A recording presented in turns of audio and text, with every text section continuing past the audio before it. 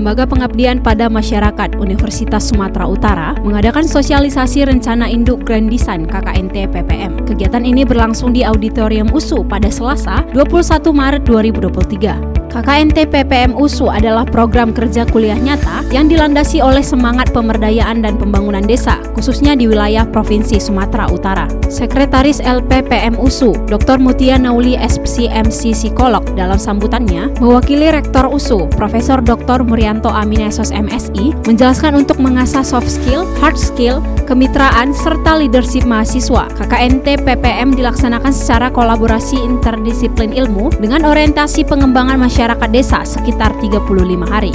Pada kesempatan yang sama, Dr. Julvan SSM Hum sebagai Ketua KKNT PPM USU 2023 menyatakan program ini disabangkan menjadi KKNT PPM reguler serta KKNT PPM kebangsaan dan internasional. Diharapkan 1.300 mahasiswa yang mendaftar secara optimal memberikan kontribusi pada program kerja yang telah dirancang. Harapan kami tentunya adik-adik benar-benar paham program yang mereka akan ikuti, sehingga tidak seperti membeli kucing dalam karung, yang intinya nanti tujuan dari KKN ini tercapai.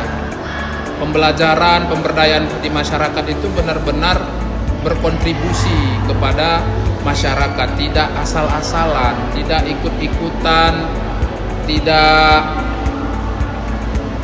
proposal yang dibuat itu mereka memang harus mereka pahami kondisi dari masyarakat, kondisi existing yang ada di tengah masyarakat. Jadi program kerja yang terlaksana itu memang benar-benar sesuai kebutuhan masyarakat di desa. Senada dengan hal itu, Eko Yudhistira SHMKN sebagai Koordinator KKN Reguler USU 2023 menyatakan pentingnya bagi mahasiswa untuk memahami informasi yang disampaikan pada sosialisasi KKNT karena nantinya akan dibentuk kelompok dan akan ditentukan ketua kelompok oleh panitia dalam melaksanakan KKNT PPM. Oke, ada beberapa poin penting. Sosialisasi ini kan sebenarnya bagaimana para peserta KKN ini kita berikan informasi awal program KKN ini.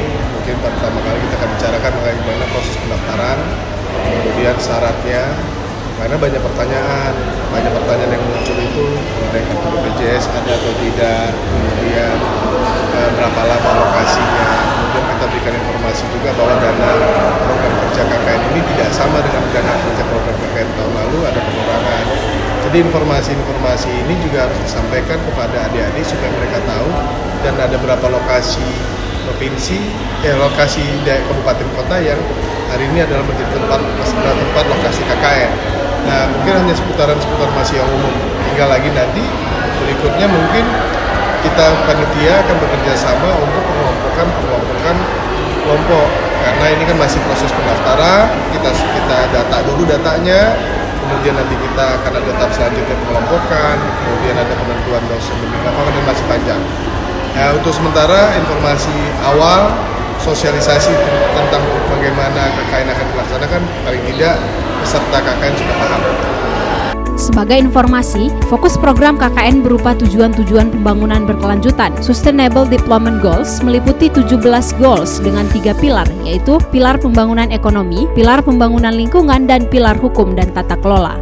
Dari Universitas Sumatera Utara, saya Keri Nasrani, Abdul Qadir Jalani, Syarifah Hanum, Tamara Tambunan, Maria Elena Siagian, dan Risania Oktaviani melaporkan untuk USU TV.